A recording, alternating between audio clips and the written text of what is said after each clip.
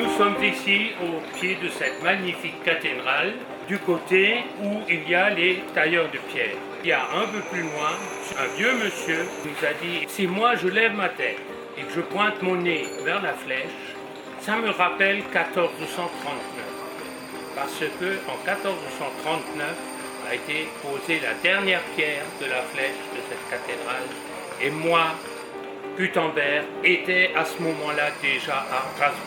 Et à Strasbourg, j'ai inventé quelque chose de tout à fait nouveau qu'on a nommé plus tard l'imprimerie.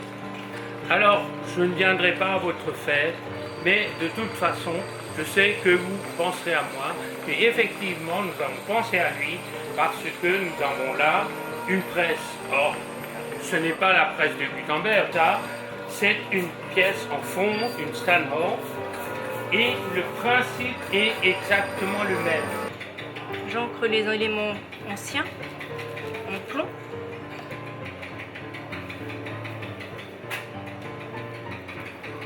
Ainsi qu'un numéroteur. Une vieille lettre de bois.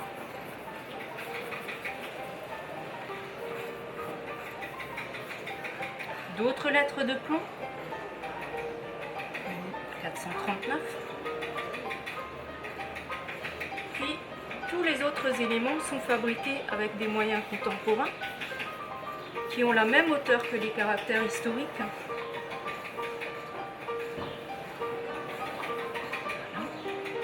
Un petit morceau de bois avec aucune gravure.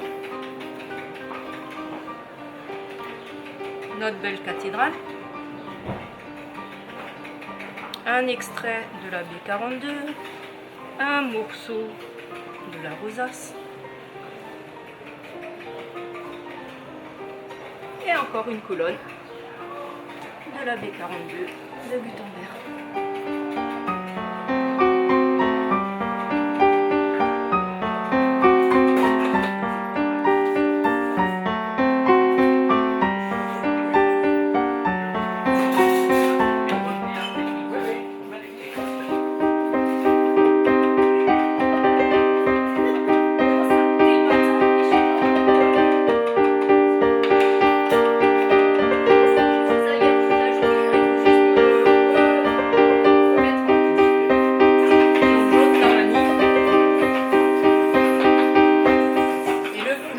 On le voit ici déjà, toute la partie qui remonte du papier, c'est vraiment ça qui va prouver que le travail a été réalisé en typographie et pas avec un autre procédé d'impression.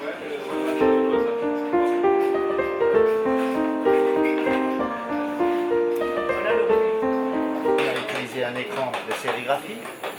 On va y déposer une colle. Nous avons notre papier encollé avec la cathédrale. On va passer dans la poussière de grès que nous avons concassée et nous apparaît la cathédrale avec la poussière de grès. Et c'est de la poudre de grès de la cathédrale de Pierre, de la cathédrale de Strasbourg. Donc il y a de la mémoire dans ce document. Différencier la sculpture de la gravure lapidaire, on travaille moins la 3D, c'est vraiment graver un signe ou une lettre sur la surface de la pierre. Et là, la finalité de cette pierre-là, c'est un kanji japonais qui signifie maison et qui a la particularité pour nos yeux d'occidentaux de pouvoir aussi distinguer un E et un B qui sont en fait le monogramme ou les initiales du propriétaire, des propriétaires de la plaque.